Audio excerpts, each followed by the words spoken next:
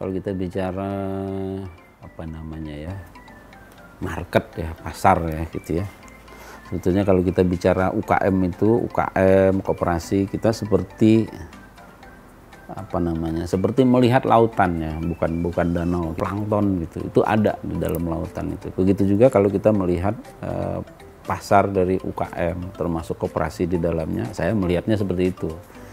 Jadi kalau kita berdasarkan data ya, data dari Kementerian Koperasi, Indonesia itu memiliki koperasi yang sangat banyak, ada kurang lebih 120 ribuan ya. Nah ini yang menjadi satu tantangan bagi kita adalah bagaimana dari pasar yang besar itu, ya dari pasar yang besar itu, dari kebutuhan yang begitu besar, bagaimana pemerintah dalam hal ini melalui LPDB bisa hadir memberikan perkuatan kepada koperasi ya. Jadi kalau misalnya tadi pertanyaannya bagaimana LPDB melihat 1,8 tahun 2002, saya kira ini masih sebetulnya kalau kita bicara kebutuhan sebetulnya 1,8 itu kurang ya. Kalau kita bicara perkuatan koperasi 1,8 itu masih kurang. Tetapi kemudian yang menjadi tantangannya adalah bagaimana kita bisa koperasi tadi mendapat perkuatan modal dari pemerintah. Nah itu yang sebetulnya menjadi tantangan koperasi yang bagaimana yang bisa hadir di LPDB ya. Bagaimana LPDB bisa hadir membantu perkuatan koperasi tadi. Ini yang menjadi tantangan. Di satu sisi kita harus menyalurkan, tapi di sisi lain juga kita melakukan perkuatan kepada koperasi. Itu yang sebetulnya menurut saya tantangannya adalah di situ. Jadi bukan masalah uangnya sebetulnya.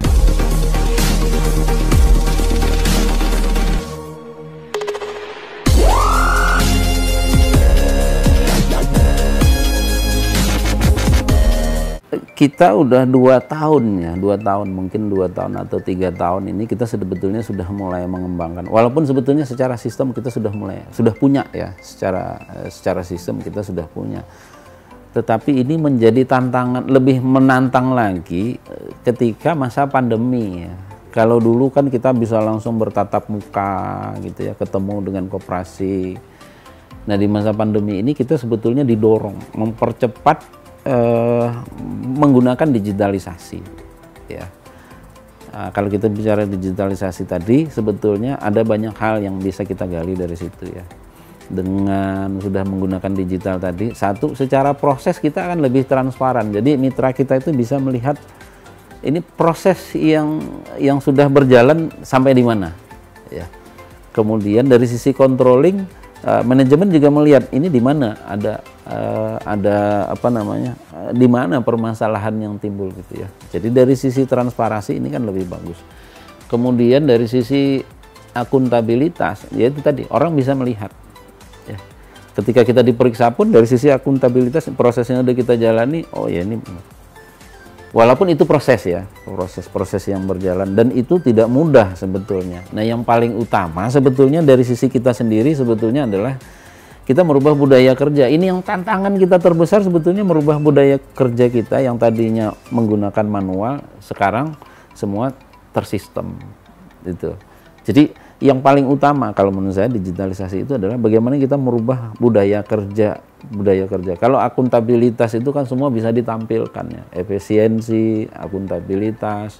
Nah yang menjadi tantangan sebetulnya adalah bagaimana kita merubah diri kita sendiri yang tadinya bekerja secara manual, sekarang dalam satu sistem. Itu kalau yang tantangan kita sebetulnya ya. Nah sama dengan ketika kita bicara tata kelola keuangan ya. Kita juga sudah banyak melakukan apa namanya perubahan. Misalnya kartu piutang tidak lagi kita buat secara manual, sudah kita sistem. Kemudian transaksi perbankan, kalau dulu kan kita harus tanda tangan nih, tanda tangan bil, lihat giro, cek dan lain sebagainya. Sekarang semua dengan cash management system. Nah kita sudah bekerja sama dengan bank-bank mitra kita yang membantu kita menyalurkan dana bergulir ya. Kita sudah bekerja sama, jadi kita sudah menggunakan termasuk transaksi tadi ya. Jadi dimanapun sekarang direksi misalnya ketika ada pencairan udah semua jalan. Jadi tidak ada lagi ruang dan waktu, sebetulnya sudah tidak ada lagi. Nah ini yang membutuhkan, yang paling menjadi tantangan kita adalah sebetulnya budaya kerja itu, merubah budaya kerja kita. Ya.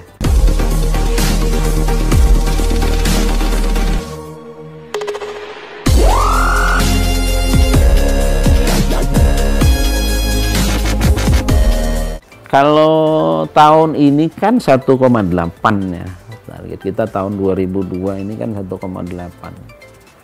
Padahal kita ingin menaikkan penyaluran LPDB itu mungkin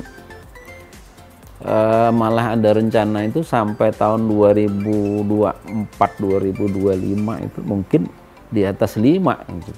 Saat ini kalau masih di sekitar 1,8 mungkin sampai 2 triliun, mungkin kita masih ada dana ya. Harapan kita memang lagi mengusulkan di tahun 2023 mungkin kita akan mengusulkan tambahan ya guna untuk menaikkan tadi ya. Jadi ketika koperasi tadi semakin banyak, semakin bagus, maka LPDB pun juga harus menambah nih dana kelolaannya. Kemudian kita juga harus mengembangkan SDM kita. Karena dengan area yang sangat luas gitu ya, ada 34 provinsi, ada 400 lebih kabupaten kota, ini kan juga tidak gampang gitu ya. Makanya tadi kita bicara digitalisasi, maka salah satu pilihannya untuk mempermudah, ya semua harus proses melalui digital. Mudah-mudahan transformasi yang dilakukan oleh LPDB ya, mempercepat penyaluran yang dilakukan oleh LPDB bagi koperasi.